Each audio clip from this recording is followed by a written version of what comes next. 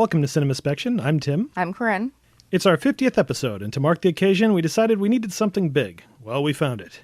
He was a king and a god in the world of monster movies, but now he comes to podcasting merely an episode. A show to gratify your curiosity. Ladies and gentlemen, we discuss King Kong, the eighth wonder of the world. Out of the jungle, a giant from the past, a primeval beast from the mists of time. King Kong. A beautiful girl made a human sacrifice to a nightmare monster from the prehistoric past. See this monstrous jungle beast loose in crowded city streets. See RKO's Thrill Classic, the biggest gorilla picture ever made in motion picture history. It's coming now to your theater, the horror picture of all time.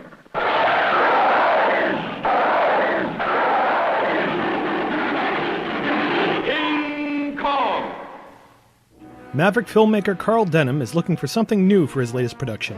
After roping young ingenue Ann Darrow into playing the lead in his new movie, he leads his crew, including stalwart sailor Jack Driscoll and the worldly Captain Englehorn, to the mysterious Skull Island, where he intends to investigate legends of a tremendous beast known as Kong. Upon landing there, the island's natives kidnap Ann and present her as a sacrificial gift to Kong, a giant gorilla who quickly becomes smitten with his new bride and protects her from the prehistoric perils of the island. Denham and Driscoll give chase, with Jack successfully rescuing Ann from Kong's clutches, but Denham has plans to bring Kong back to civilization as an attraction. His decision backfires when Kong escapes and goes on a rampage through New York, leading to a final showdown atop the Empire State Building. As usual, we're going to be discussing King Kong in detail, so if you haven't seen the film and wish to remain unspoiled, we recommend watching the movie before listening to the rest of this episode. King Kong was released by RKO Pictures on April 7th, 1933. It was shot for a budget of $672,000, which, adjusted for inflation, would translate to about $12 million. For its box office, it made $2.8 million, which, adjusted for inflation, would be about $51 million. And bear in mind, this was during the Great Depression, so that was pretty amazing. This movie really packed them in. So, Corinne, what was your first experience with The Eighth Wonder? I'm pretty certain that we saw this about a year ago, and that was the first time I'd seen it. I do have some woeful criminal gaps in my film education, but yeah, I didn't see it until last year for the first time, and now I think I've seen it 4 times. Now, before seeing it, though, I assume you kind of absorbed some information about it. Yeah, I mean, you can't get into your mid-30s without understanding the basic story of Kong just by marinating in U.S. film lore. So there were some of the basics that I knew. You know, they go to an island. I didn't know why they were going to an island. Kong kidnaps the lady because blonde, pretty. And then somehow they bring it back to New York, and everybody knows the Empire State Building showdown. And so the broad strokes were there, but there's a lot of nuance. Some of it very cringeworthy. Yeah. Very, very. And some of it pretty fantastic. I was not expecting it to be such a technical powerhouse. Yeah, for me, this is kind of where film began for me. This is the first film I ever remember seeing as a kid. I don't know if it was Creature Double Feature, or I remember they used to run this to death on WOR back when we could get that station here in New England. I think they ran it every Thanksgiving, but this was it for me. This is still tied for my favorite movie with E.T. They kind of switch places on the countdown there, but oh, God, I can't watch this and not be like a 5-year-old again. Hell, as a kid, I remember after this movie, I'd run around beating my chest and roaring and climbing everything possible and grabbing toys and throwing them and roaring at them. And, oh, it was wonderful. If I'd been 5 when I saw it, I probably would have the same feelings. But again, I was in my mid-30s, and it's a very good film. It has some innovative technical stuff that is just amazing. But the story itself is a little tissue paper in spots, and there's, as I mentioned, and we'll get to, some very uncomfortable stuff, some very, very socially unacceptable stuff going on. For the story, though, to me, it almost has that simplicity of a fairy tale, just that it's so drilled in now. They keep referencing Beauty and the Beast and all that, but just so much of it has become so classic and has influenced so many other things and ended up in so many other movies that it just feels so epic in my brain watching it. And I mean, this was the start in general for giant monsters. Yeah. There had been The Lost World before this, but I mean, this is the one that really grabbed everyone's imagination and led to Godzilla and Beasts from 20,000 Fathoms and all these other ones that followed. So many of them, you can't watch them and not have a little bit of Kong in there. Well, there's something about King Kong that other films following it did so much better. But I agree they wouldn't have been able to do those things if Kong hadn't existed. For instance, because you brought it up, Godzilla. Obviously, Godzilla came from an unspeakable thing. So they'd use a symbol, a big symbol for something destructive. And Godzilla fit the bill for, for what have you, because his symbol changed movie to movie. Yeah. But for King Kong, he is also a symbol. It's a very murky kind of symbol. Like, Kong is the film. This giant film that this director has been trying to bring forth is a monster. And it's kind of sloppy. It almost works for me. But getting back to other films doing things better, none of that would have been possible without these first steps. So I can see it in a film history point of view of it being the building block for all of our monster movies, our Harryhausens, our big blockbusters with gigantic budgets and lots of action sequences. And this one starts, or actually I should say it continues, something we saw in the original Frankenstein that not all monster movies do of. Ostensibly, we have the humans and they're the good guys and yay, we're rooting for them. But under the surface, the filmmakers want us to like Kong and want to kind of root for him in a sense. There are too many scenes where we're expected to cheer him on. And certainly in the last scene with those close-ups of him on the Empire State Building, wounded and kind of woozy, it's clearly we're supposed to sympathize with him the same way we're supposed to sympathize with Boris Karloff as Frankenstein's creature. And I think that's really interesting that there's this subversive element of, oh, isn't he scary, but don't you kind of love him? And we'd see that filter into other monster movies as well. If you ever watch this movie with little kids seeing it for the first time, they instinctively start cheering for Kong at the midpoint. Well, yeah, I mean, he's a big monkey. I mean, kids have the most incredible imaginations, and who are you going to pretend to be? The director who's capturing the monkey, or are you going to be the monkey running all over the place, grabbing things, getting into epic fights? I mean, it's kind of obvious who the winner is in this situation.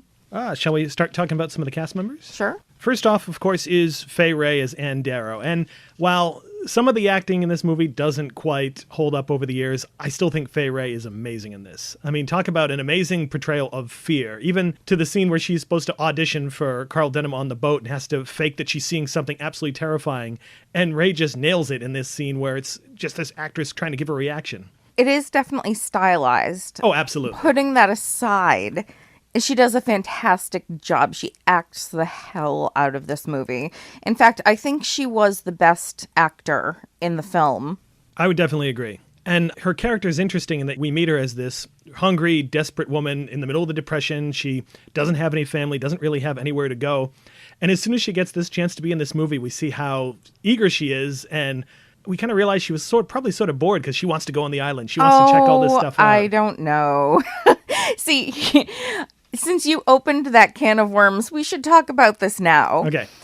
She is literally starving to the point of passing out. We're told she's a good person. She needs to steal to stay alive, and she doesn't.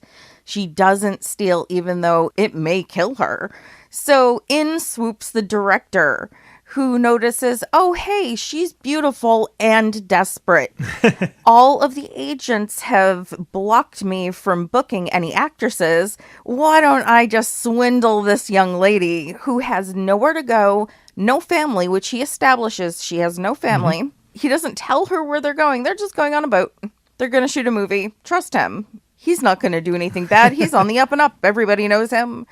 And it's so awful to me. He's taking advantage of somebody in such a vulnerable position. How'd you ever get into this fix? Bad luck, I guess. But then there are a lot of girls like me. Not many with your looks. I can get by in good clothes, all right, but when a girl gets too shabby... No family? I'm supposed to have an uncle someplace. You ever do any acting? I used to do extra work now and then over on Long Island. studio's closed now. What's your name? Ann Darrow. Fine. I've got a job for you. Costumes on the ship will fit you. Broadway shops are still open. I can get some clothes for you there. Come on. But what is it? It's money and adventure and fame. It's the thrill of a lifetime and a long sea voyage that starts at 6 o'clock tomorrow morning. No, wait. I don't understand. You must tell me. I do want the job so, but... I'm horrified every time I see that portion of the film. I don't care, if she's interested or if she goes along with this. She's being given a lifeline, and there are a shit ton of strings attached to this lifeline. Oh, I don't disagree. He's a total sleaze there, but watching her attitude when they're taking off on the boat and she's so excited to be on a boat and to be on a voyage. She's never been anywhere. I'd be excited to be on a boat. It doesn't mean I'm going anywhere nice or that I'm there for great reasons. Through all of her interactions with Driscoll and just all of her scenes on the ship, we really feel like this is, she says, she has had the time of her life on this ship. This is something new and exciting for her, and it makes her a bit reckless. And she's had at least one solid meal, so she's happy to be there, even though the only meal they have are potatoes. And then that kind of gets turned on her head once she's kidnapped and given to Kong, and then it's nothing but terror for her for the next few days. And by the time she gets back to New York, she doesn't want to think about the voyage or the island. She doesn't really want any of that. But she says she doesn't want anything to do with it. And she is obviously traumatized, but she is coerced to get back into this position for the good of the production. Yeah. She has this kind of misplaced loyalty to Denham after that she feels like she has to do right by him after everything, which, frankly, after Skull Island, you don't owe him anything. Walk away.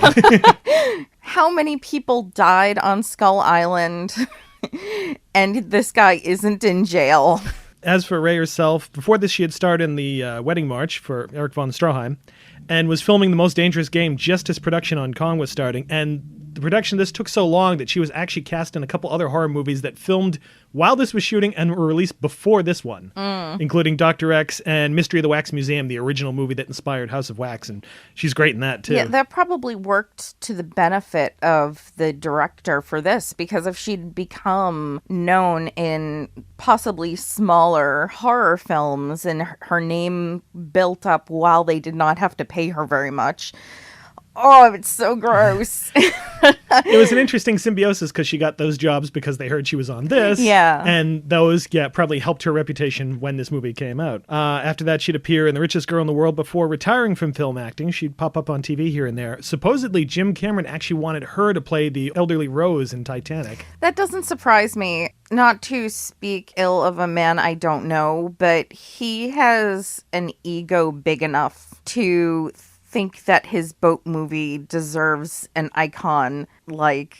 Yes, I called Titanic a boat movie. Oh, no. It's not that. Keep going. Like Fay Wray. There's something else that occurred to me. I've come to think of it, I think Jim Cameron has a lot of Carl Denham in him, actually.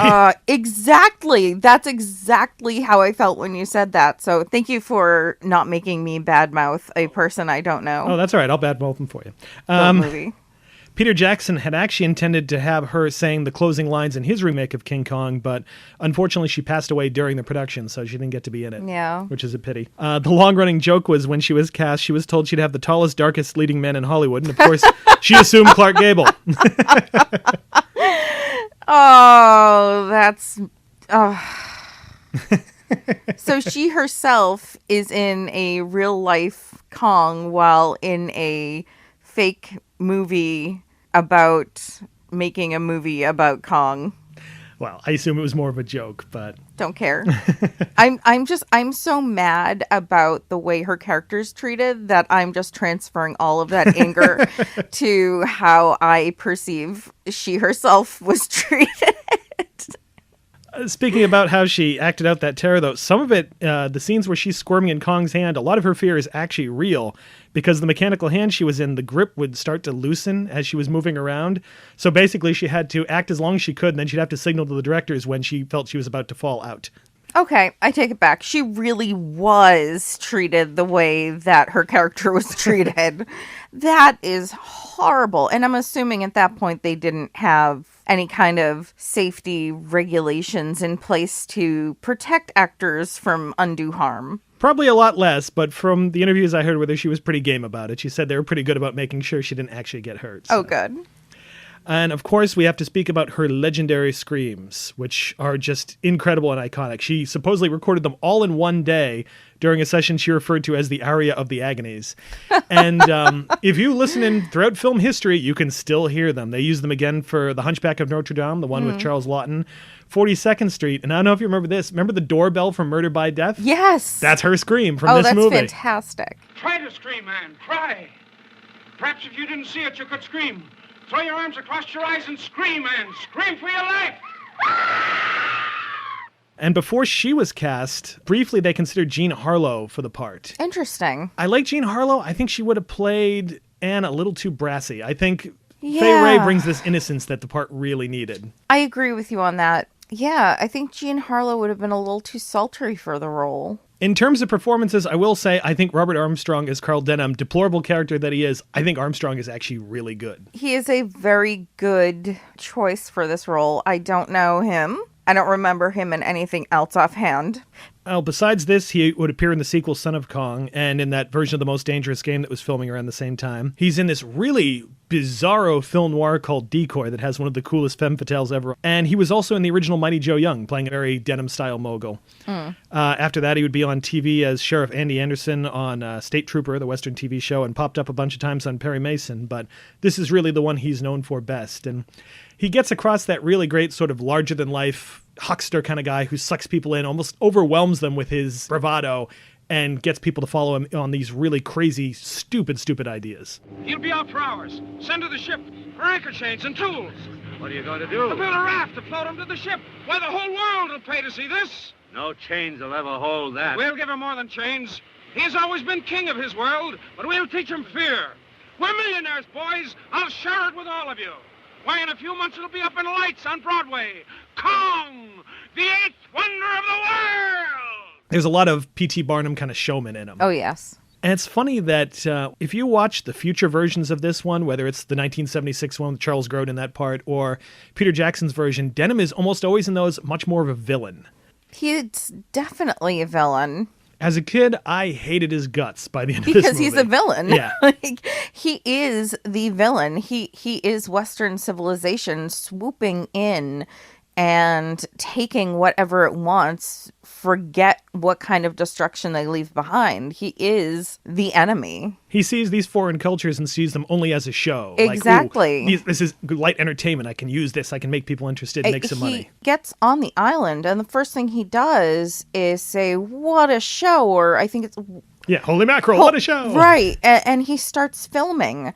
And for a man who supposedly goes into nature and does a lot of these types of films, I'm assuming he has run into other native populations. If you consider he's just filming without permission, without introduction, how many other places has he done the same thing?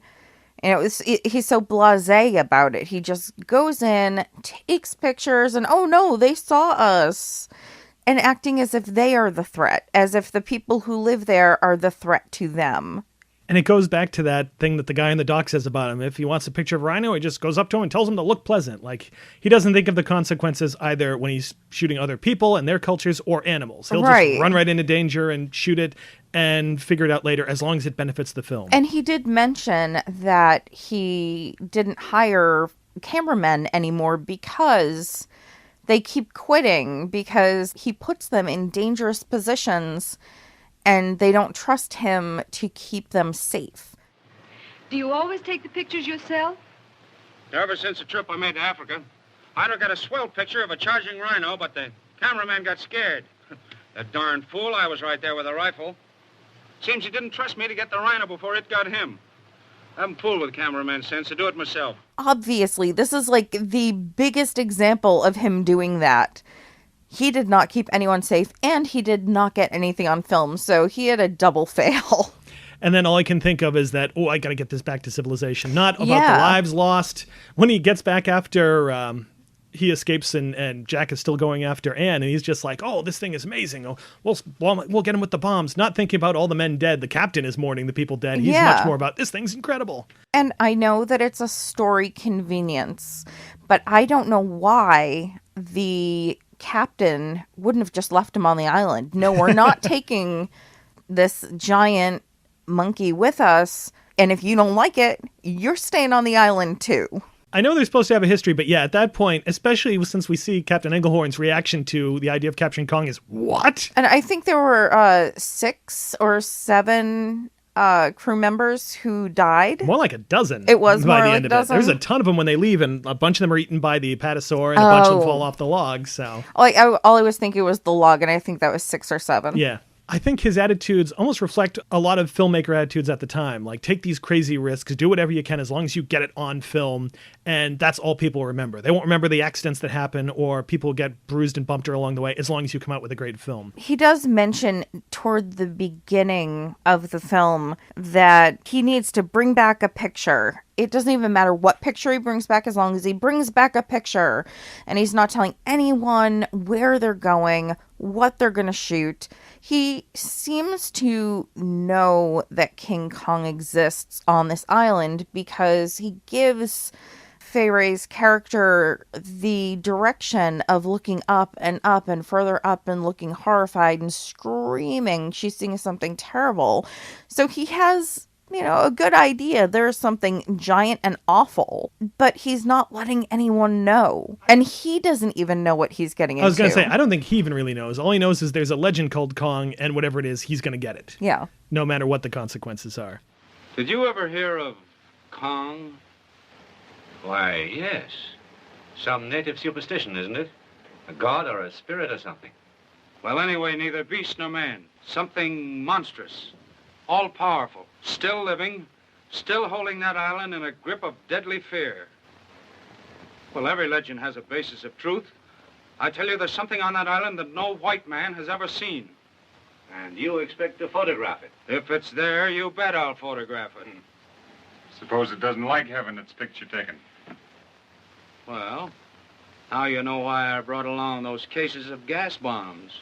I also love a couple little details. The fact that all the scenes in the Venture, he's wearing this little captain's hat. Yes. Which I don't know if that's supposed to imply he has some military background, because he seems to be a very thinly disguised version of one of the directors, and that guy did, or if it's just pretense on his part, but it's really funny. I personally read it as pretense, since I can think of a few politicians who do that kind of thing. I also love that when they shoot and unfortunately kill the stegosaur, and Jack is like, what is this thing? He has this really blasé thing of, it's a dinosaur, Jack, prehistoric beast. As if he was talking about like a particular form of elephant or rhino or something. Yes, I see this flower everywhere. It's this blah, blah, blah. We call it blah. Too bad we squished it and can't bring it with us. He wants to bring one of them alive back. Something he just shot to death. An herbivore that he just shot to death. He's sad not because it's dead or he's never seen anything like it and now it's gone. He's sad because he can't bring it back and get publicity. Any paleontologist who was on the scene would have clubbed him to death instantly, and they would have been right to, goddammit. The other big male lead is Bruce Cabot as Jack Driscoll. Before appearing in this movie, Cabot appeared in Ann Vickers with Irene Dunn. He'd appear in the 1936 Last Mohicans. He was the leader of the lynch mob in Fritz Lang's Fury, and in Western movies like Dodge City and Angel the Bad Man. He'd make 10 movies with John Wayne. And his final film role was as henchman Bert Saxby in the James Bond film Diamonds Are Forever, one of the worst, probably the worst Sean Connery one. So that's something you have to look forward to in the future. I'm looking forward to that so much because he was pretty terrible in this movie. It's funny, in his looks and some of his deliveries, he reminds me of a young Harrison Ford, but just not with any of the charisma. No charm. Absolutely no charm. And that love story is so unearned. It's just shoved in there because the movie needs a love story, which again is something they talk about in the beginning. Oh, the picture needs a love story. The public wants a love story. We need to have a love interest for the love story. And the same amount of attention is put into the love story in the movie within the movie. Did we see any other actors? Was it just her? She's the only one that we right. see, yeah. So she's the only actor So where is he getting his love story from? If he's shooting it the way the actual directors shot their nature documentaries, they just shot a bunch of footage and then figured out the plot later. So. Oh, okay.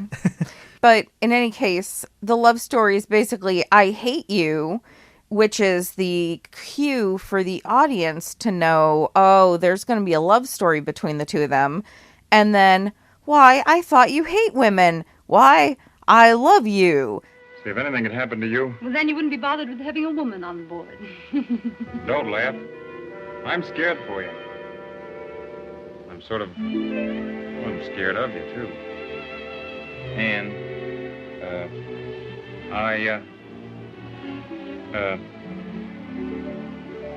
say, I guess I love you. Why, Jack, you hate women. Yeah, I know. But you aren't women. That's it. That's the entire build-up we have to this love story. It's like, yeah, I hate you. I'm worried about you. I guess I love you. Yes. And I think they could have made that work if we got some kind of indication that his distaste for women wasn't real, that it was a put on because maybe some woman was killed on some voyage that he was on, and that's why he doesn't want her on the boat. Such a flat character. And we get the sense he's supposed to be this kind of manly, tough guy. And I'm sorry, Cabot, he's just this lanky guy. He looks like a little kid putting on like big person's clothes, running out and being adventurous. It just doesn't work. I would have bought the love story if it had come during the island scenes. Like, I think if you cut the actual declaration of love in that first kiss, and just like he's trying to say something, he's interrupted, he doesn't get to, she gets grabbed, and then it follows after he rescues her. That would have worked. I would have accepted that so much more, but this just felt gross. Because you can see she's playing it kind of flirty. She's having fun with him, and he's just super awkward. And we've seen the tough guy who's awkward with women thing, and it just doesn't work here. I will say the moment when they first kiss is one of his two really good moments. It is, and that's one of the biggest scenes. So, I mean, that's the scene that you see cut into every clip show. That and Kong on the Empire State Building. That kind of dip and jaunt of the cap. Mm-hmm. I do feel like in that moment, I'm seeing a better actor. I do think he was the wrong actor for this film, but that moment showcased where he does excel in acting. There's one other scene I really like, actually. It's after the chasm scene where the log goes, and Denham's on one side and Driscoll's on the other, and Driscoll kind of lays out what they have to do. There are only two of us left alive to save that girl. Well, I can't get across now. I don't want you to. You gotta land back and get some more bombs. Why, you wouldn't follow that beast alone. Someone's gotta stay on his trail while it's hot. Now, maybe I'll get a chance to sneak her away, but if I don't, I'll figure some way to signal you where he's taking her. Well, I guess that's our only out. Sure it is. Get going. And it's just him, not trying to be tough, just kind of being practical and thinking ahead and planning something out. And I think those scenes where we see Driscoll doing that, like even when at the end when he comes up with the idea of the airplanes, work a little better because it's not him as tough guy. It's him as this kind of pragmatic, I've got to solve this problem type of guy. I didn't see enough of that aspect of his character to really think of that as any more than just furthering along the plot. Those character moments, or rather the character moment on the deck during the kiss, that's when I saw a character. The rest felt just like, I'm going to spout off some lines to get the story going, and I'm going to run away because that's what the script told me to do. I think it's also that those two moments are one of the few he's not trying to do that tough guy voice kind of thing. He's just speaking, and it just works better. There's also Frank Riker playing Captain Englehorn, who I actually really like this character. Me too. For a character who does not say very much or do very much, he is present. And he really gives this feeling of wisdom. This is a guy who's been with Denham for a few voyages and seen him do some stupid stuff. Mm-hmm. And there's such disapproval in so many of the moments with him. When Denham wants to go ashore at night. Look at that. Torches going through the village. Wish I could take pictures by firelight. I'd sneak ashore and get a scene now. Oh, be sensible. We're lucky to be all safe aboard tonight. Yeah. And it's not just the words, because the words are great, but the delivery, he makes the most of every single word he gets to say. And he gives looks that in other films would probably be a little too hammy, but work so well. And he gives off this frustration with Denham through a lot of scenes, where especially where he doesn't know where he's going, but also this worldliness. And he even makes the completely made-up native language they have to say almost sound kind of realistic. Tabe. Bala kum no no hi. Bala. Bala. I know we haven't even talked about that mess. We'll get there. We'll get there in just a bit, actually. Riker actually made his film debut in The Case for Becky, which he also directed. He actually directed quite a few silent movies, and would also appear in The Secret Life of Walter Mitty, The Invisible Ray with Boris Karloff and Bela Lugosi, Kiss Tomorrow Goodbye, and the first Superman movie, Superman and the Mole Men. And he'd come back for the next movie as the same character in Son of Kong. All right, here we get into it. Noble Johnson playing the native chief. Okay, he did really, really well. He showed true emotion. He made it clear what the character was trying to say.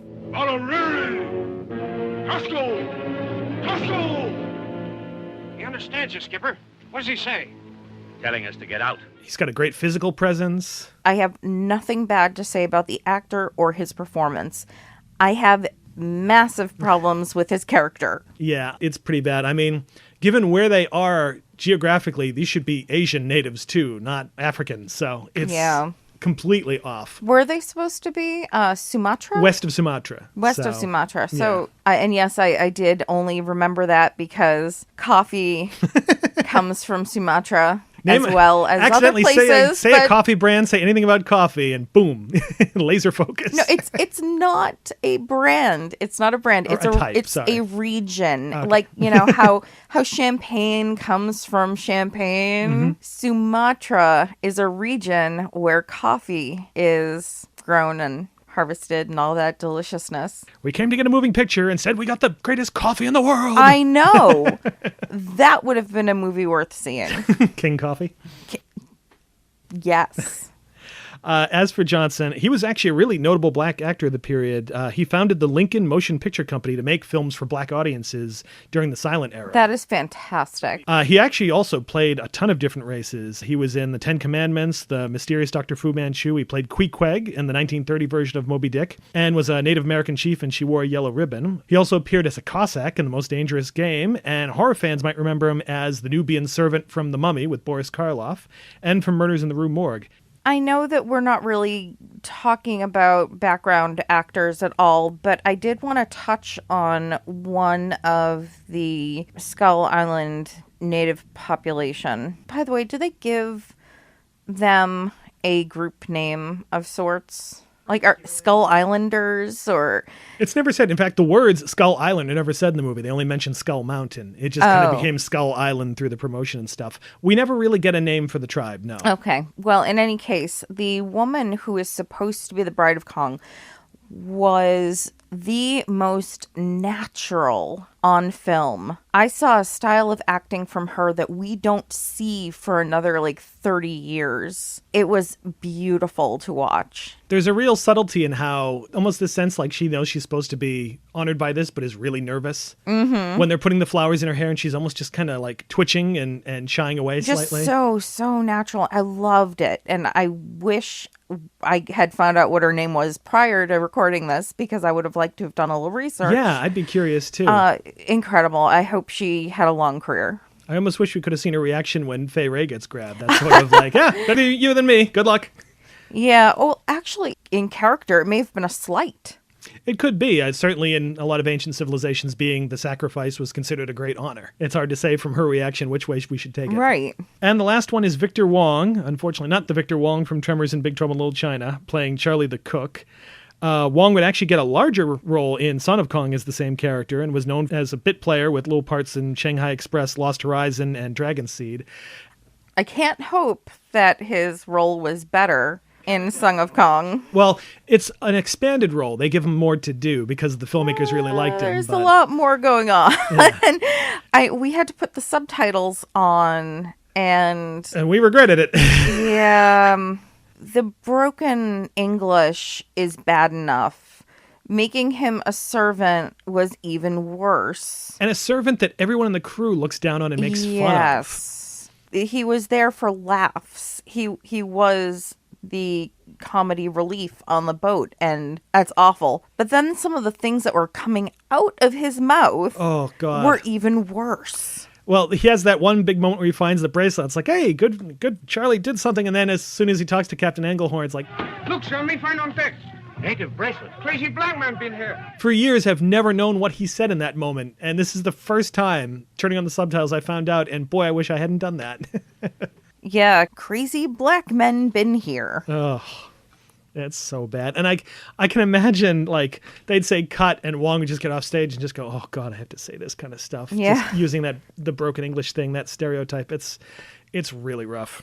So the one thing in the favor of these filmmakers when it comes to minority actors is that they did not have anyone blackface or yellowface. Yeah, that's it. That is And it. that's like scraping the bottom of the barrel with compliments. Like the very least. Well, let's talk a little bit about those filmmakers, notably the producer and directors, Marion C. Cooper and Ernest B. Schoedsack. And boy, these guys were kind of amazing. Cooper had that sort of man's man, Ernest Hemingway kind of thing going on. He was a reporter.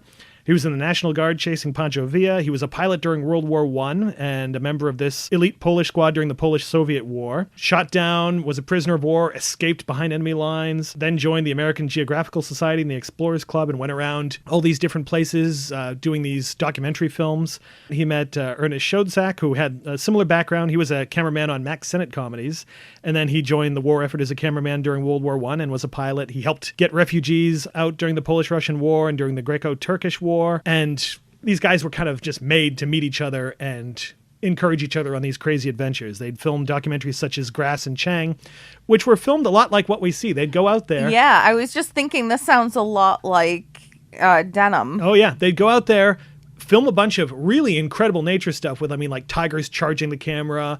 Schoedsack nearly got killed filming an elephant stampede for one of them, and put it together into a plot later. And it's interesting that the character we consider to be the villain of the film is a mashup of the directors. Yeah, I don't know if that was something subconscious or what, but it is interesting that it's this guy who has this ego who gets in over his head, and that's them. Yeah. Schoedsack would co-direct an adaptation of The Dangerous Game that was filming during this. He'd also direct Dr. Cyclops, which is a really fun, great sci-fi movie about miniaturized humans being chased by a mad scientist, and Mighty Joe Young, while Cooper would also film The Four Feathers and The Last Days of Pompeii. And they actually both appear in the movie as well. They're the two pilots who shoot down Kong in the last scene. Oh, okay. Cooper commented, "We should kill the son of a bitch ourselves." And I find that kind of interesting, again, if you're looking at Cooper and Schoedsack as Denim, that they kill King Kong in the last reel. Well, they have to kill the monster they created. The screenplay was written by James Creelman and Ruth Rose from a story by Cooper and Edgar Wallace. And it's funny, if you look at the movie posters for this, Edgar Wallace's name is much bigger than Cooper's, because he was a big draw. He was this British novelist who published thrillers such as The Four Just Men, Sanders of the River, The Green Archer, and the J.G. Reader detective stories. But he actually died pretty early on in the conception. Depending on who you talk to, either he didn't write a word of the story and they just kept his name. Cooper said as a gentleman's agreement, but it was more like he's a good selling point. Some say he actually did write the first draft of the screenplay called The Beast, which was considerably different. After that, they got Creelman, who would write The Most Dangerous Game, The Untamed Lady, and The Last Days of Pompeii.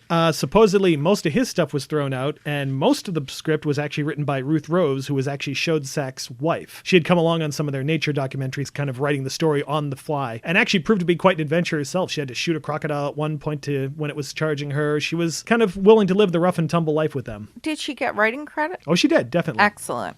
She was actually a Somerville native, which is kind of awesome. She was a Broadway actress. She was a historian for the New York Zoological Society, which is how she met Schoedsack while they were on a trip to the Galapagos Islands. She would work on Song of Kong, Last Days of Pompeii, she, and Mighty Joe Young again. And she's supposedly responsible for really the fast pace of the script. We don't need that. We don't need that.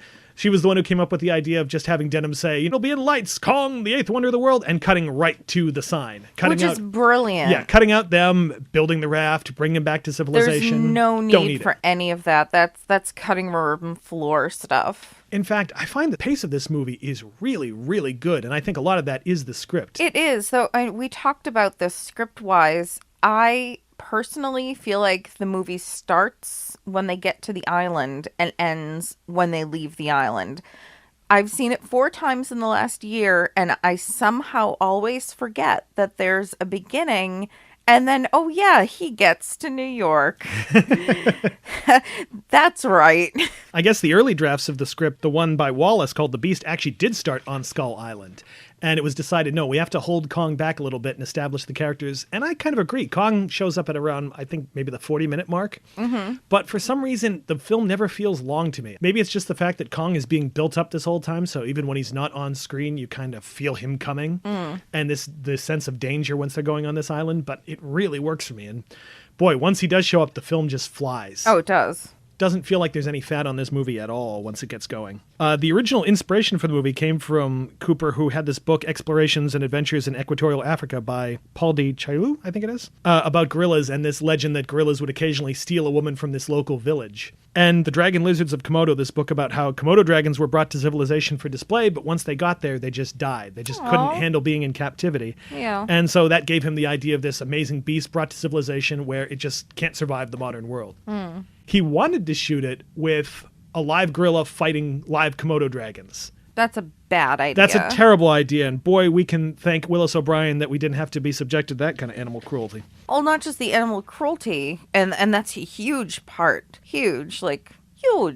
But could you imagine if they had done the movie that way with real animals, how stunted the special effects world would be right now? Oh, absolutely. There would be no starting point. I mean, what kind of movie would make as many models and stop motion animate for upteen amount of hours when they could use a real animal? Yeah. I'm glad they didn't for many different reasons. And there was that kind of back and forth between those two techniques around this time, because you had like 1 million BC, the original one with Victor Mature, where they just had live lizards throw them at each other and have them kill each other. Or King Dinosaur, the 1960 remake of The Lost World, which Willis O'Brien had a credit-only effects supervisor thing on, because stop motion was expensive and tough to do and time consuming. That's why ethically the stop motion animation is the way to go. And then it becomes all about, well, how do you make it cheaper and faster and better, and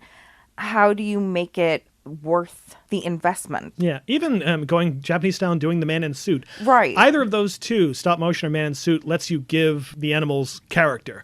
Otherwise, it is just this poor live animal that's being thrown in front of a camera and suffering so we can get it in a movie, which, again, is very Carl Denham in itself. Before we get into the special effects, though, we really need to discuss the music, too, because this was actually a really big, influential movie in terms of film music. The music was written by Max Steiner, who's another giant in film composing. We heard his work previously on Casablanca, and he also did Gone with the Wind, Jezebel, The Searchers. He won Oscars for his work on Now Voyager, The Informer, and Since You Went Away.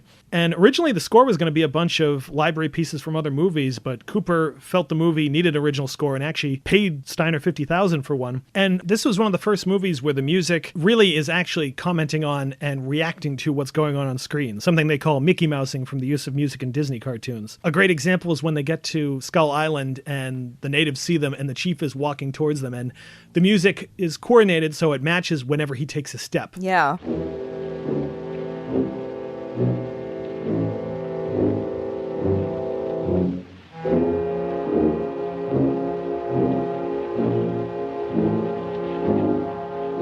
He also used a lot of leitmotifs to create separate musical signatures for characters. There's one for the natives. Ann has one. Certainly Kong has one that's essentially the main theme. Little bits like when Kong is stripping off Ann's clothes, it gets into this almost lewd music with the horns, which I thought was really funny. But nobody had really been doing this very much, so this was a big deal. After this, you saw tons of movies composing this way. I also like the fact that, and I didn't notice this before, after the main title, there's almost no music until they approach Skull Island. Not until that scene where they're leaning on the railing of the boat in the fog and you start to hear this ominous music. And from then on, the music is almost constant. I did not notice that. But all the scenes in the boat, no music. It's almost like the music is sort of some aspect of the power of this island and how weird and mysterious it is. Oh, is that when we hear the drums? Yeah, that's the first time we hear music wow. since the opening theme. That's incredible. Now we come to at last the technical effects by Willis O'Brien. This guy, oh my God, who's one of really the godfathers of special effects. The original king of stop motion, and he was actually the mentor to Ray Harryhausen.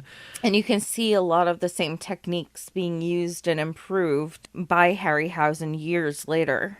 He began his career with little short movies such as The Dinosaur and the Missing Link and The Ghost of Slumber Mountain. And then he struck gold with his amazing work on The Lost World, which still really holds up today. A lot of the stuff in there is just incredible. Before Kong, he was actually working on a different project called Creation. It was going to be a very Lost World type movie about this group of explorers that ends up on this island with prehistoric creatures. And he shot a bunch of test footage, but it was so expensive, RKO eventually pulled the plug on it. And while Marion C. Cooper was at RKO as kind of a supervisor of projects for David O. Selznick, Selznick had him look at it and evaluate, is there anything we can do with this? And Cooper looked at it and says, yeah, this project stinks, but I got this other idea this would be good at. So instead of live gorilla fighting live Komodo dragons, he realized, oh, I can have Willis O'Brien make these as stop motion models and do it that way. And after this, O'Brien would work on Son of Kong, Mighty Joe Young, for which he'd win an Oscar, the prehistoric segments of the animal world, and movies like The Black Scorpion, The Giant Behemoth. And though he won an Oscar for Mighty Joe Young, I think Kong is really his greatest achievement, and unfortunately, he'd never quite reach those heights again. You can also see a lot of O'Brien's personal influences. O'Brien used to be a boxer, and you can really see that during Kong's fight with the T-Rex.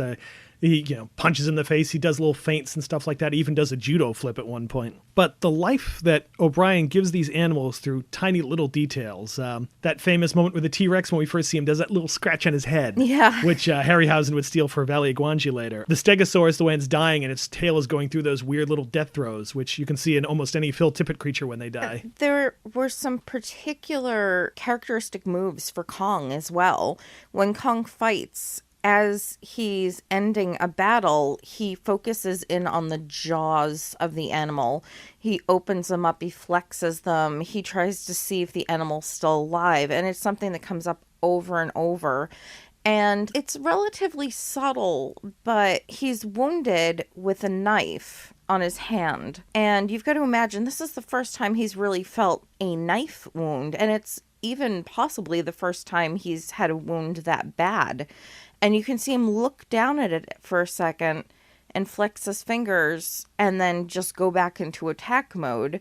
We notice that later on in the film when he's shot, he feels it and he looks at his hand and you can tell, like, this is a whole new thing for him. He's always been the king. He's always been the biggest brute, and to feel an injury, and it gives such a moment of character that you wouldn't normally see in a monster film. Yeah, there's such confusion, like he knows how animals work with claws and teeth, and somehow he's getting hurt by these things that don't get near him. These invisible things, there was a sharp thing, but how did it do that, and then where did this come from? I also like that Kong's fighting style has a little Mike Tyson in it, and that you can see him trying to bite where the ear should be on the T-Rex off.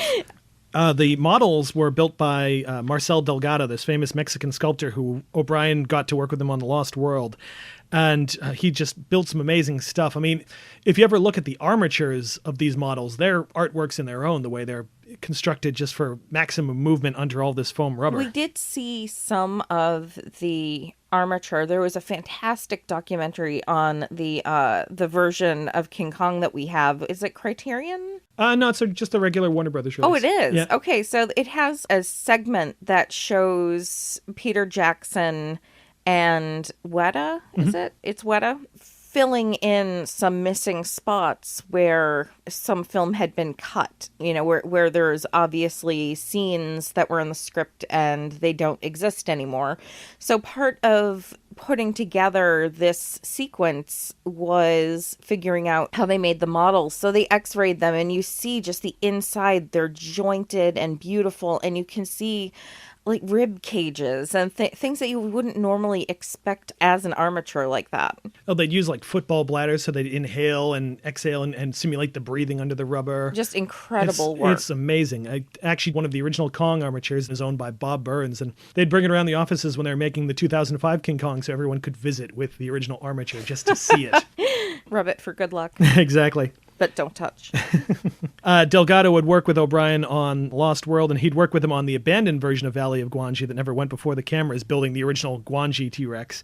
He'd also work on Mighty Joe Young, the 1953 War of the Worlds, and 20,000 Leagues Under the Sea. So behind some of the really beautiful effects stuff for some classic movies. You also notice that Kong's appearance changes throughout the movie. Yes. They had to make a bunch of different models and often reskin them because under the hot lights, the foam rubber would dry out, so they'd have to sculpt another one, put it back onto the armature. So there are subtle differences you can tell between particular models. I couldn't tell how much of it was a sculpt for closer shots and how much of it was just the natural decaying process of the outside structure.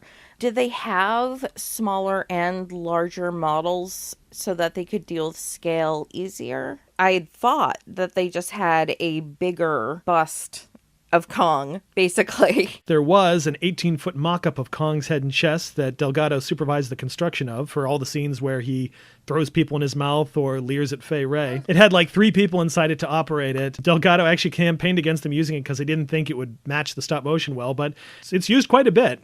It doesn't work as well as it could with, the technology we have now, obviously. Right. But it's pretty darn good. First time we see it when Kong first shows up for Ann and we see like the brows moving and he's opening his mouth. It's really, for the time and what they had, it's stunning. It works really well. Well, not just that, but there again with the character, all of the facial movements showing interest, confusion. I mean, you could see him processing this new thing. So how can you do that with something that doesn't exist? I think they did such an incredible job conveying emotion in a not actor, I think it might be one of the first times we've seen animators for monsters in monster movies show any level of acting. Yeah, because definitely the animators put a lot of performance into all these creatures. Oh, yes. As for the big giant head, it actually also got wheeled out for the film's premiere, and there are pictures of it right next to the movie theater. Can you imagine how amazing it would be seeing that up close? As for some of the other special effects, actors were composited into scenes through different techniques. There was bypacking of film, known as the Dunning process, where 2 pieces of film are put in the camera, one that's been previously exposed, one unexposed.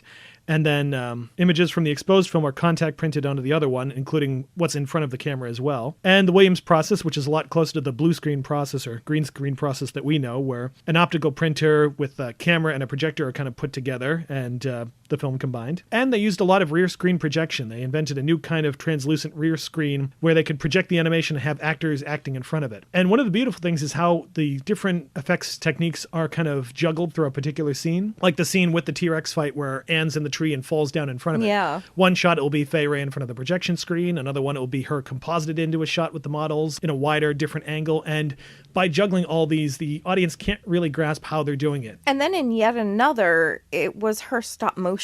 So it was pretty incredible because there was such a difference in the way every actor looked in one shot, in one, like you are looking at it right now and there has not been a cut shot. It added to how surreal this situation is. I mean, you are now in a land where giant monsters exist. People don't quite look like people all the time. Fantastic things are happening. Yeah, and to facilitate that, they'd actually put rear projection in with the models, too, and expose one frame for each frame of animation. And then you'd have a character like Jack walk behind a tree, and then he'd be the stop-motion Jack. So you can actually see, there's the actor, he's walking, and there he is interacting with this corpse of a dinosaur. And it really sells in your head that, yes, this actor is with this animal. Well, there are times when you're looking at the screen, you're not looking at every single thing on the screen. You have a focus. So let's say we're focused on the King Kong T-Rex battle. So out of the corner of your eye, you can see that Fay Wray is now on the ground and she's kind of moved around the corner. But you didn't notice that they used 2 or 3 different techniques to get her there because you're so focused on that battle. Yeah, it's the sleight of hand thing. Look over here, you don't notice here. And it was just brilliant. And I did watch it this time, so I could see a little bit, but it's really close. One of my favorite shots like that is the first time that Kong goes into his lair, and you have an incredible amount of elements there. You have stop motion model of Kong. You have eventually, you see the little stop motion of Jack following him too, and eventually a projected version of Bruce Cabot on the screen. You have smoke, you have real water, and if you look closely, you can actually see the plesiosaur that's going to attack in a minute, just kind of pop his head up and back down. You have a matte painting. I mean, all this stuff all mixed together into this one shot. It's incredible. All these wonderful little details if you watch. I love how when they go up on Kong's little sort of cliffside terrace, you can actually see the wall and the venture way off in the distance. This is an instance where black and white helps a lot. I think they would have had a lot more trouble making all of those things merge properly if they'd had to color time everything. Yeah, the layers of film, there'd be a lot of wear on them. Yeah, definitely. There are legends that real plants were used as the set dressing for the models, and that one shot had to be scrapped because during the stop motion animation, a flower slowly came into full bloom. So if you played out the whole scene, you'd see Kong moving, and this flower just go boop and pop into bloom. I hope that's not the case because that's a lot of work to throw out. But that would happen. On the Lost World DVD they have outtakes where you see this beautifully animated shot of like a T-Rex moving, and all of a sudden you see one frame of the animator in front of it when the camera went off before it was supposed to. Oh, that's and they'd have to throw it out and redo it. Oh, that's awful. Speaking of which, the scene where Kong arrives at the wall to take Ann, that first shot where he comes through the trees, yes, they did that 16 times. Because Cooper wasn't satisfied with them. In the end, they used the very first one that they tried. Of course they did. And I have a behind-the-scenes book, and you can see all the different angles and slightly different-looking Kongs that they used. And that scene, one of the things I love is that when Kong is in front of her, you can actually see the shadow of the altar on his chest, which is a beautiful little detail. Although, if you look closely, you can also notice that there's no Ann Darrow between them. Yeah, that's got to be intensely frustrating because it's such a long process. But to have to do it 16 times, it's not like an actor saying a line where there isn't a lot of time put into each take, even though it can, definitely be an exertion. I don't want to downplay the acting process, but if it takes 6 months to get one scene done and they want it done 16 times. I can't imagine the patience it must take. Yeah, and then to use the first. I mean, I guess we can say that he did get a lot of practice getting the technique down.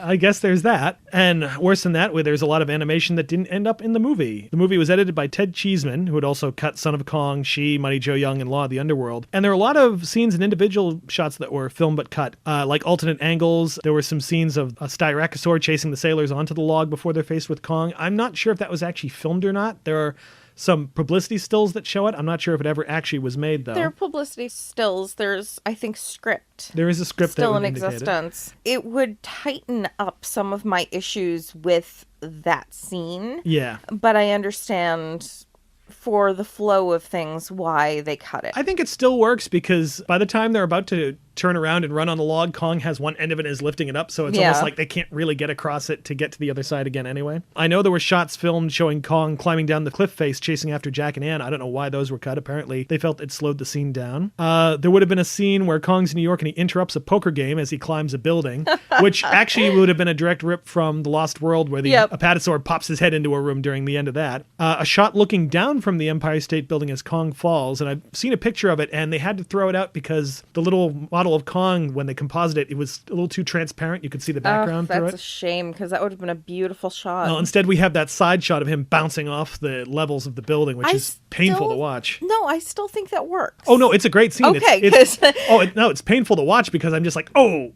Yeah, because I'm assuming they just filmed a model falling. Yeah, just kind of a ragdoll model. Right. It has the look of a lifeless creature falling. Yeah. And it has a bit of a naturalness to it because scale is obviously different, and I'm sure something of his mass falling and hitting the building would have broken a little bit here or there. Yeah. But still, it just looks so realistic and so painful. And that same technique is used when he shakes the sailors off the log. We see those little kind of ragdoll ones hit the ground, and filmed in slow motion, it still works pretty well. You just feel like, oh, there goes his leg bending backward. It works pretty well. There's one time that it doesn't work, and that's when the model bounced what would probably be the equivalent of 5 or 6 feet off the ground. Yeah. And that didn't work quite as well. And the scene with the apatosaur is like eating sailors and kind of grabbing them out of the water and flicking them, and the body's just kind of flying and hitting the water. Yeah. I really love those shots. Those look really good. But of course, the big one is the spider pit sequence, where the sailors from the Venture somehow survive being tossed off the log and then are eaten by strange lizards and insects.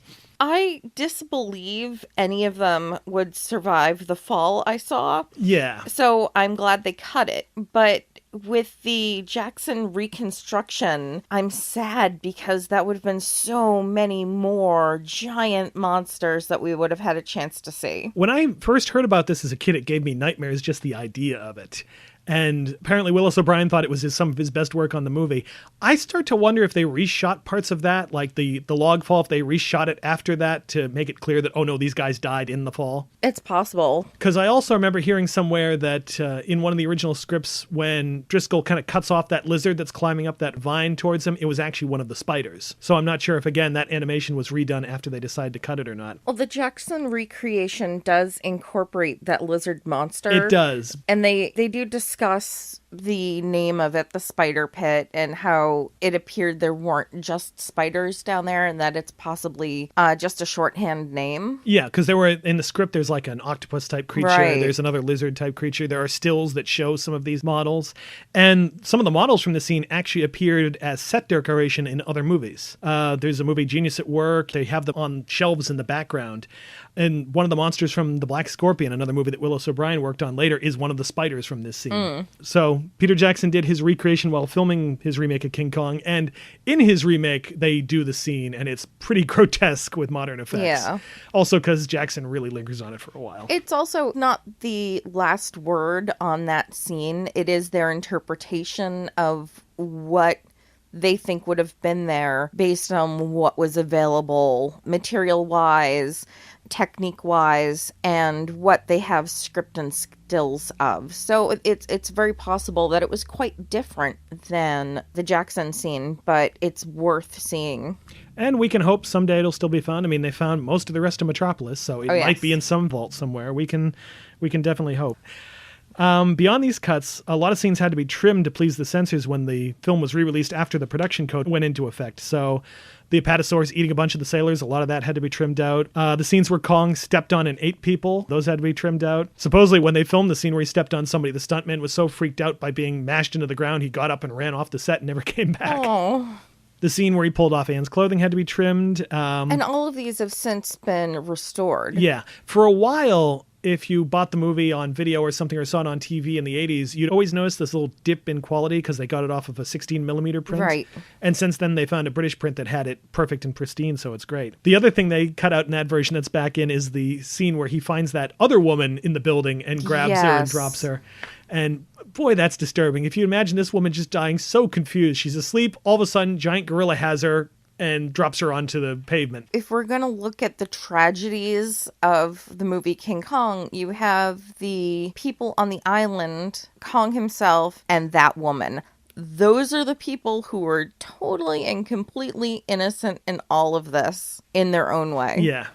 But, I mean, to not even know what the hell's going on and suddenly have this happen. She's in her apartment, sleeping, nothing's wrong. All of a sudden, she's being picked up by a giant monster, and now she's falling to her death. The idea that the last thought going through her head is, what the hell? I know. What? What did I do? That's a rough way to go. I know, and I'm laughing. I do want to say a couple things about the look of the movie. Oh my God, as a kid, I loved Skull Island. And I appreciate that it's this horrible, dangerous place. But there is something magical about the way it's designed with these crazy trees and this amazing ancient wall, all of that stuff. It's just gorgeous looking. So much of it is matte paintings, and it does look like a painting, but in that sort of, it's not quite real sort of way. Right. It's a little bit more than real. And I think that even applies to some of the New York scenes. Like the opening shots of New York, on the waterfront, it's a real shot, but somehow it doesn't look quite real. It almost looks a little too good. Mm-hmm. And while it's Depression era New York, there's something almost idealized about the way New York is shot, Very idealized. Everything is very clean. Everyone is very put together. Even our heroine, who in her poverty is fainting, looks clean, made up beautifully, put together wonderfully. Everything has this gloss of glamour on it. It even goes to the opening titles that are designed with this sort of Art Deco look that kind of reflects the Empire State Building from later on in the movie. And the iconography of that just sticks in my brain. When I was a kid, I thought, oh, New York is this weird, beautiful, magical place. Let's talk a little bit about some of the themes of the movie. One of the big ones is Cooper kind of envisioned this as a movie about the primitive kind of being beaten down by modern day society, this juxtaposition of Kong in a modern city. And that sense of civilization and technology and stuff are kind of ruining the romance and mystery of the old world. I think he inadvertently made his point without even taking Kong off the island. To some degree, but I think taking Kong off the island is key to the tragedy. Oh, it is. I agree. But I think he made his point much earlier on, because the real tragedy is that the entire delicate balance between Kong and the people of Skull Island, that's done. That is destroyed. Civilization, as we call it, has swooped in and wrecked all of this. And to me, that is the tragedy. I mean, Kong seemed to be the basis of their society, really. Right. And it might sound horrible to the people they're sacrificing, but they had a good thing going there. And I thought about this sense that now these people, once Kong bursts in, and they actually fight alongside the sailors to keep him out, but now these natives are forced to essentially attack their god with spears and stuff and fight against their god. They are, because their god had been dishonored. His bride had been stolen. A lot of religions will have this kind of uneasy peace with their god. And if the god is angered, the god must be appeased. The god must be put back in his place so that he can be worshipped.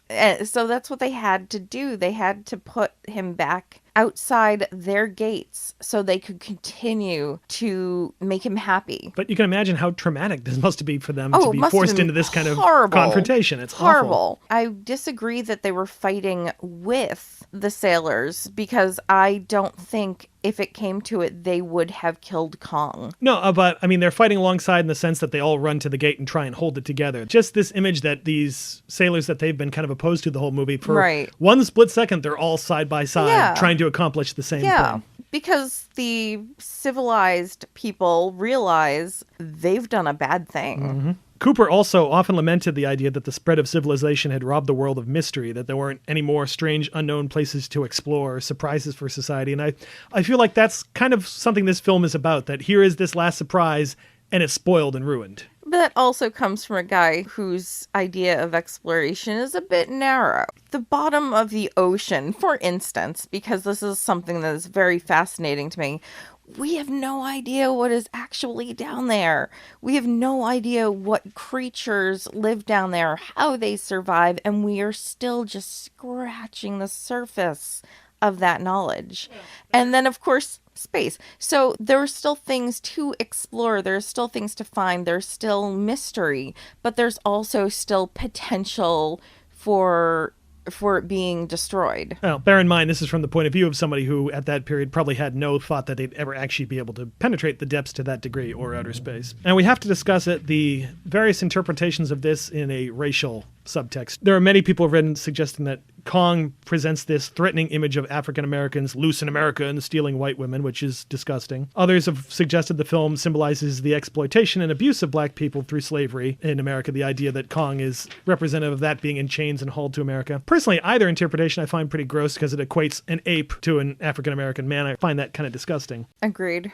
Cooper and Schoedsack dismissed all these interpretations as nonsense and not what they intended. They just wanted to make a fun adventure movie. Unfortunately, once a film or a piece of art is out of your hands, and a lot of writers fall into this, you have lost ownership over its meaning. If someone can read something into it and back it up with evidence from the text or evidence from the film, It's a valid theory. There have been actually a lot of things read into the character of Kong. There have been academic papers suggesting the image of Kong breaking through the wall visualizes Marxism breaking through into mainstream society. That I don't really understand. I'd love to hear some evidence on that. I would guess it has something to do with Carl Denham representing capitalism, this idea he's going to make money off of this thing. I don't know. Again, I don't buy it, but I'm interested enough to listen to the evidence. And then, of course, there's the Freudian interpretation of Kong grabbing this woman and battling out on a giant phallic object. Just going to let that hang there. Okay. Is that really the phrasing you want to use in this particular case? Oh. I was thinking that you could almost see Kong as sort of this figure of the id that's contained behind this wall, and unleashed by his desire, he finally breaks through that and starts threatening other people in the real world. This sort of dark, unconscious element to the human mind. You've got to think about what it was that unleashed him. It was a babe. Right. Exactly. So again, desire, id stuff. Yeah. You're also skipping over one of the biggest symbols that have been read into Kong, and that's of Christ on the cross. When he's displayed, when Kong is displayed in New York, he's rigged up to what is essentially a cross. I do remember seeing a T-shirt or hearing about a T-shirt that had said Kong died for our sins with a shot of him falling off the Empire State Building. Well, and I'm just kind of spitballing. If you're taking the idea of Kong as a god figure on this island and then brought to a different place where he is then crucified and put on display for jeers and any kind of awe, who is then murdered or put to death. That's a Christ allegory, you know. Saint Kong.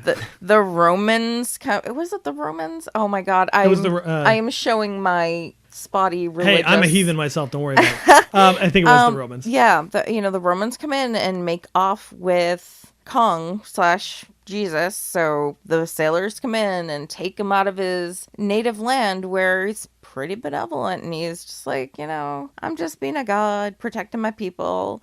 And they put him on display. They destroy everything they have on that island. Basically, everything is gone. Those walls are down. We can just assume the rest of that civilization has been eaten by everything else on that island. To me, it feels pretty clear that there is something there. I do wish I'd worked it out a bit more. But obviously, there are a lot of theories around what Kong himself represents. And it's possible that, in a way, he does represent all of these things. I have another burning question that occurred to me watching the movie. How did they get him onto that stage in those chains? Where did they keep him? And how did they feed him? How did they sedate him? The original script actually had him in the middle of a ballpark, and it was almost like it became basically his habitat. But when I'm thinking about it, wow, they had to get him up on that stage somehow in those chains. Where did they put him after the show? I mean, is there something in the back? I do think of it as plot convenience. It is. It's like taking him to New York on a raft. If we don't see it, we don't have to think much about it. But it can't help but occur to me that, wow, that's kind of a clunky way of displaying him. A couple other random thoughts. It almost seems to me that Kong also has some similarities to gangster movies. So many of those old gangster movies end with this figure, this sort of anti-hero going out in this blaze of glory. Compare the ending of this movie with Kong on the Empire State Building to the end of Scarface with him fighting a bunch of random guys. Butch Cassidy and the Butch Sundance Cassidy? Kid. Yeah. This idea of, that the character's going to go out, but he's going to go out, fighting at the king. So Kong is our anti-hero. Yeah, I mean, you could look at that last scene and go, the world was his for a little while. The ending of White Heat, same thing. There's a lot of, we're not supposed to be, but we're kind of rooting for this character, and we're kind of sad when he's finally brought down by the little guys. The little guys licked him.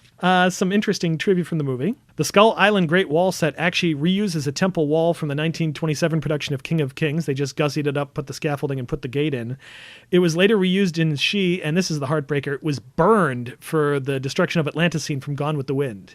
There's one shot where you see this big kind of wall on the horizon just collapse in front of the carriage. It. Yeah, that kills me, that the idea of this iconic thing was just set on fire. For another iconic movie, which is I guess, a fitting end to a set piece. If you're going to go out, that's a good movie to go out in, but it's still... Well, I not necessarily Gone with the Wind, but just the idea that It's a set piece they used a lot. Yeah. And they did get a good run out of it. Well, it's like hearing that they've, disassembled the Phantom set on the Universal lot. That just breaks my heart. Yeah. I can understand it, but real estate's rough in California. I know. It does break my heart when these things happen, but unfortunately they need to happen. But it belongs in a museum. Speaking of reusing props, some of the dinosaur models were reused as set decoration in Once Upon a Time.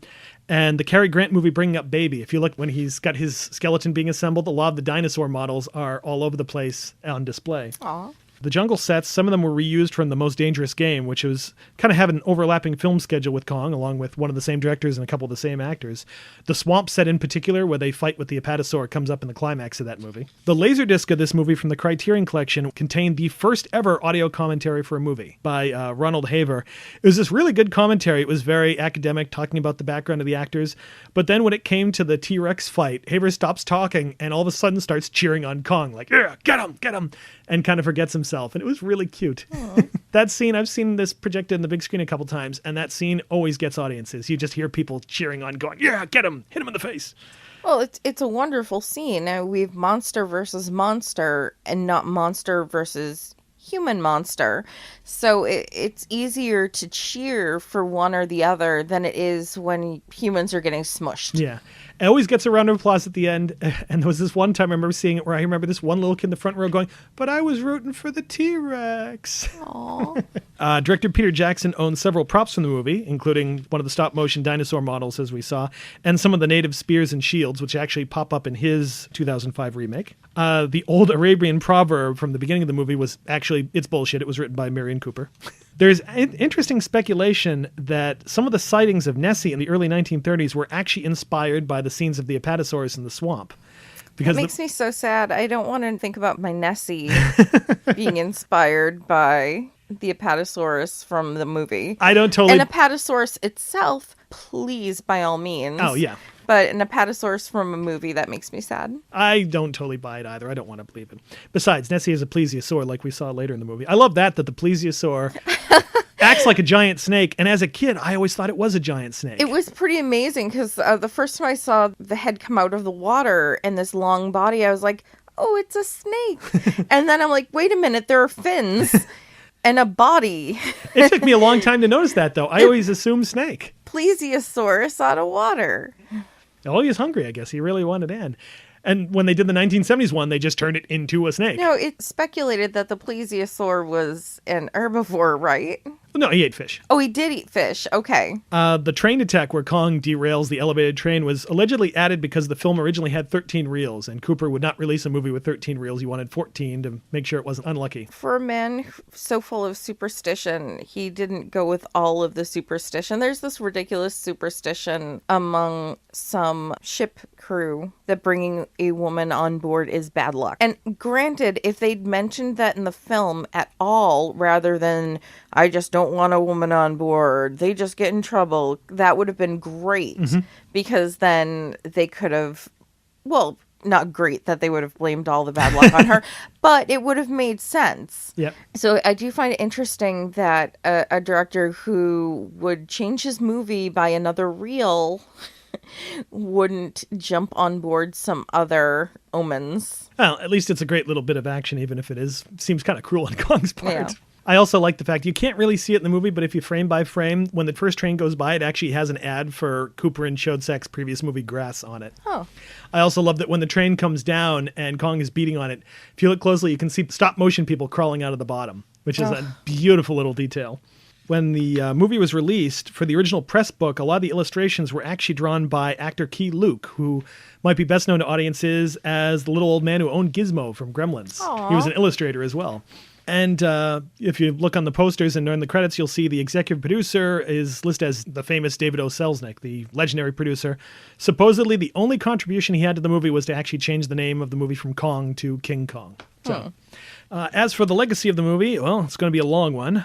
First of all, the first direct sequel was Son of Kong, which was rushed into theaters the same year and has Denham, after being sued by the entire state, city, and county of New York, is on the run trying to find some money. So he goes back to Skull Island. He teams up with the... Because he didn't learn his lesson the first time. Exactly. Well, wow. We meet the Norwegian captain he refers to in this movie who tells him there's a treasure on the island, and they go to try and get it. And they dig it up and they find the thing. No, in this case, they find Kong's tiny little albino son, who in this case is actually a good guy. They turn the Norwegian captain into the bad guy, but it's a movie that's predicated on you rooting for Denham, which gives it one huge strike against it. The best thing to see it for is a lot of really great O'Brien animation. The premise of him getting his comeuppance and then trying to get money by going back to the island to start the cycle all over again, I don't believe that. I don't want to believe that. And to bring Englehorn back into it, you think by then he'd be like, hey, fuck you. I'm not selling with you ever again. At least, if you're going to bring Denham back, Denham should be really damaged by this time. He should be like, don't go. He should be damaged by the end of it. The movie should be the Son of Kong picking him up, flinging him against a rock, peeling him off, throwing him into the water. Credits. I'd love that. That'd be good. The movie's been remade 4 times. There is the 1976 version from producer Dino De Laurentiis, which I used to love as a kid. They used to put it on in 2 big chunks on regular TV, and it's really clunky. Jeff Bridges, Jessica Lange in her film debut, and I hate to say it, she's awful in it. It's amazing that she turned out to be the great actress she did after that. Charles Grodin, and poor Rick Baker sweating to death in this giant gorilla costume. It's got some fun stuff, but it doesn't have the magic or the romance that this one does. There was a 1998 animated version, The Mighty Kong, which I still haven't seen. The Peter Jackson 2005 remake, which you can tell Peter Jackson's a fan, and it kind of hurts the movie because where this movie is really fast-paced and fun, that one is fun but really ponderous. It's 3 hours long, really indulgent. I mean, instead of Kong fighting a T-Rex, he fights 3 T-Rexes, and they fly off a cliff, and they fall into this vine. It's just, there's stuff that just goes way on far too long. On the other hand, their version of King Kong, played by Andy Serkis, is fantastic. And of course, now in the theaters, we have Kong Skull Island, which is a ton of fun. Although that one feels like it's derives a little bit more from the Japanese Kong movies than the American one did. Having not seen the Japanese Kong movies, I can't really say how much it borrowed or was influenced by that. But I think that Skull Island managed to solve a lot of the problems I had with the original while still really keeping the spirit of it. It recognizes that Kong is really the hero of the story. Yeah, not only is Kong the hero, but the woman doesn't have to be there as the woman, the thing that Kong is attracted to, the thing that the men must fight for. It's more like they kind of come to an understanding, and it kind of stops at that. Yeah, and the reason for being on the island is shady, but it all comes from a place of well-meaning. I'm trying not to give too much away because I thought it was fantastic. Yeah. And I want everybody to see it and not get spoiled. As I was saying, the movie inspired 2 Japanese Toho movies. First of all, King Kong vs. Godzilla, which we'll probably be seeing again in a few more years. Yes, we will. It actually started as something different. When O'Brien was having some career trouble, he tried to revive some interest in Kong with a sequel called King Kong vs. Frankenstein, which would have had a revived Kong fighting a monster composed of different animals. So RKO obviously had the rights to Kong. How did Toho manage to grab it?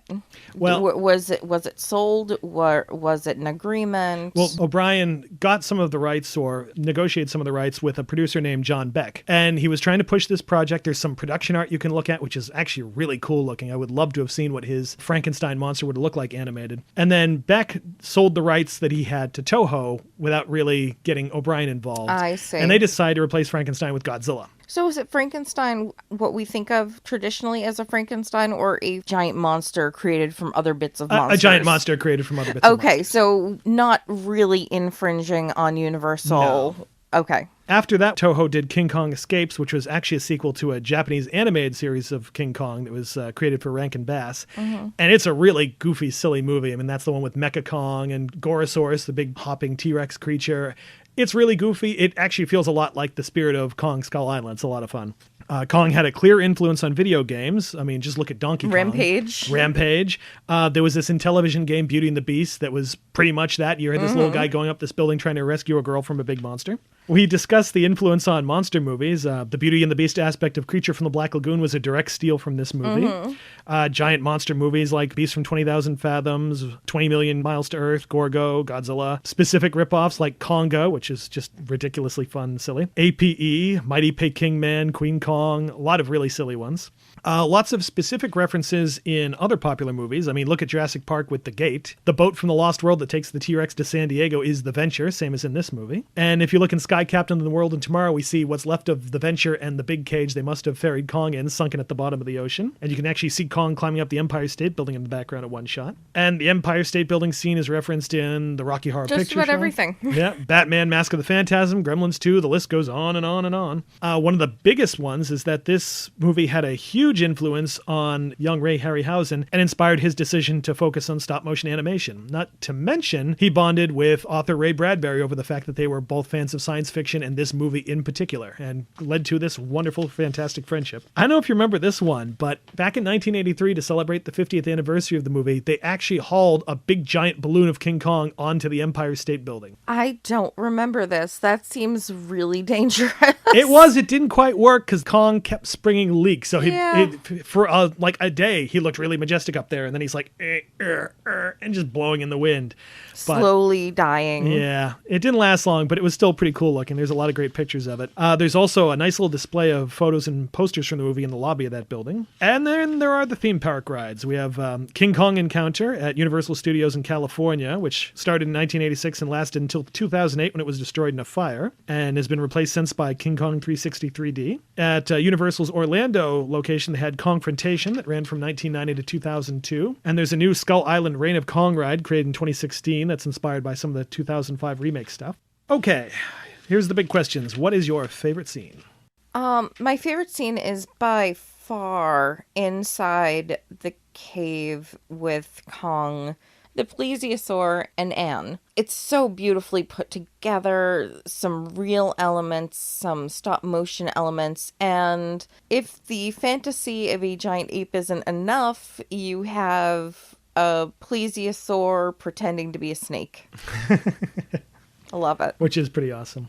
It's a cliche, but I got to go with the Empire State Building scene. It's just so burned into my brain, and there's two things in there that always strike me. One is when Kong finally gets one of those planes. There's this great moment where he's sort of distracted, and one whizzes by him. He's like, "Ooh, all right." And you can see him watching the next one, waiting for it to come, and then he just grabs it and flings it. And oh man, that always makes me cheer. The other bit is after, when he's really wounded, and he picks up Anne for the last time and just looks down on her. And you can tell he kind of knows this is it for him, but he just wants to look at this cute girl one last time. And of course, she's having none of it, but for him, it's a really romantic, sweet moment. Okay, how about recommendations? Well, obviously, I'm going to recommend Kong Skull Island. Go see it right now. If you have seen it, see it again. It was fantastic. Beyond that, I will always recommend Guanji.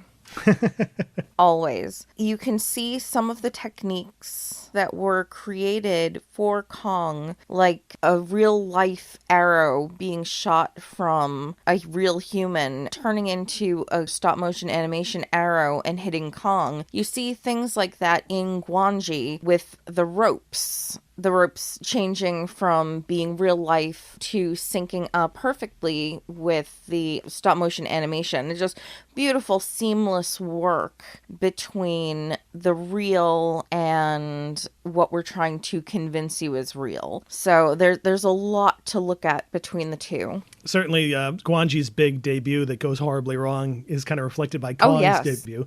And the idea of these people who sort of worship him in this twisted way. Yep. For me, I would definitely recommend Mighty Joe Young, the movie that Cooper and Chodsak did later with, again, Willis O'Brien. There, again, you have a gorilla, but this time he is unabashedly the good guy and has this reciprocated relationship with the female lead, who's kind of his keeper and best friend. And, of course, you have Robert Armstrong bringing him into civilization and screwing everything up. But in this case, we have a happier ending. The effects are absolutely gorgeous. It's a really sweet movie. Joe is such an endearing character. You just look at his face and there's just such emotion there. It's really, really great stuff. And I'd also throw in one of the movies directly inspired by this, The Beast from 20,000 Fathoms. That was Ray Harryhausen's first time as a solo animator. And it's got a little bit less romance to it. It's just this giant dinosaur awakened by nuclear test tube runs amok in New York, but it's gorgeous to watch. And the big finale with him in Coney Island destroying the roller coaster has a lot of echoes of the Empire State Building fight. All right, anything else you'd like to say about the eighth wonder of the world? So it occurred to me that when we watched this the second time, I'd forgotten what it was I wanted to check on. And now, of course, now that I've seen it and we've recorded this whole thing, I remembered. I wanted to see if there was any relation between the monsters on Skull Island that Kong has direct contact with that we see and the monsters of the human world, like the train or the planes. The planes could be the Pteranodon? Yes, and the train could be I don't know, the T-Rex. I'd almost say even maybe more the plesiosaur. Yeah, but I didn't remember until right now what it was I'd wanted to check. Well, certainly the planes to Pteranodon comparison is definitely valid. I'm not sure if we have anything that really subs in for the T-Rex, but I like the idea that he's fighting the same creatures in each world. I do remember when we watched it, and I mentioned how petty the train thing is. You pointed out, well, no, that's how he'd react to another animal. So, yeah. He is just kind of fighting the way he would in his jungle. Yeah. All right, that ends our discussion, but not the conversation. If you'd like to have your say about King Kong or feel that we missed something, check out the comment section for this episode on cinemaspection.com and start talking. Email your comments, complaints, questions, and suggestions to cinemaspection@gmail.com. You can also like our Facebook page and follow us on Twitter. Our show is available on iTunes and Stitcher, and if you like what you hear, please subscribe to us, and if you have a moment to spare, please leave us a review there. We appreciate any feedback you can offer. And as we mentioned, this makes 50 episodes for us here at CinemaSpection. We'd like to thank everyone who's given us a try and stuck with us, and we hope we can keep you entertained for the next 50. We'll be back to discuss another movie next time. Until then, thanks for listening, and remember to keep watching closely. There's more to a movie than just what's on the screen.